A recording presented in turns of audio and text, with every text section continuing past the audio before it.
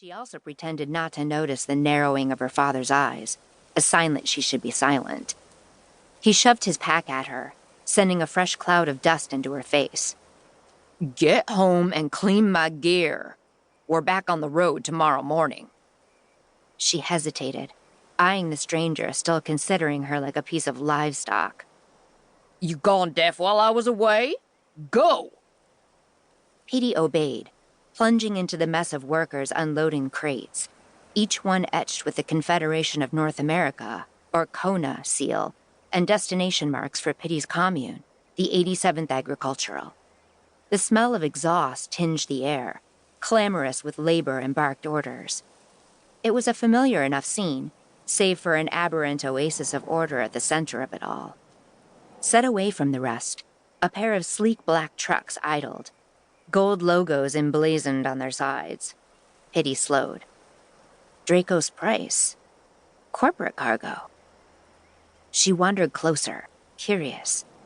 In matching black uniforms, none of which looked like they'd seen 6 months on the road, the Draco's Price team moved with precision and order, stacking their delivery in neat piles. The commune and transrail workers gave them a wide berth, tossing only the occasional odd look their way. Except for one. Hale looked up as she spotted him, waving her over to where he stood before an open case. "Petey, take a look at these." "What?" Her breath caught as she spotted the rifle. It was a model that couldn't even generously be called recent, but it was still better than anything she'd seen in person. "Those are for the commune?" He nodded. The settlement's head firearms instructor, Hale was also responsible for everything that came and went from the armory. "Security upgrades."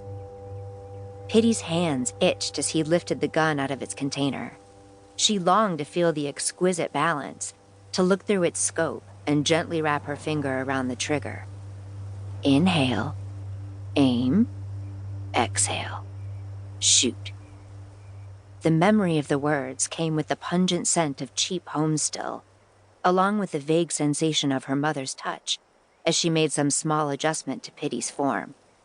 Petey could still feel the warmth of the sun bleeding into her skin, see round after round of targets as she cut them down. Never quite as well as her mother.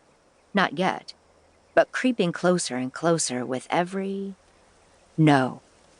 Petey's hands tightened around her father's pack, an anchor to reality.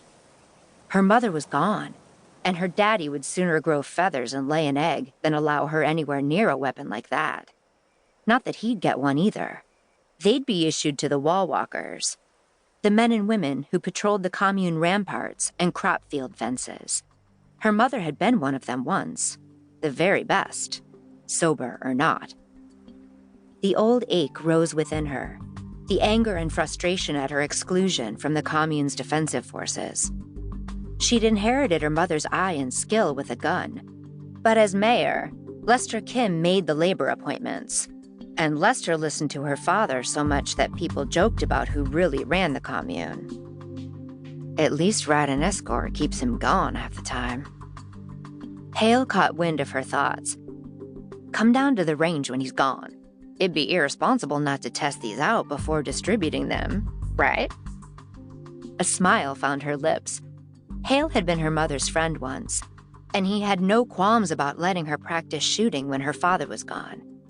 At least she'd been able to keep her ability from withering away. "Don't look around," Hale said abruptly, keeping his voice conversational. "Your father is coming this way. Go on before he gets any closer. If he asks why we were chatting, tell him I was passing along your brother's range scores." She couldn't resist. "Are they any better?"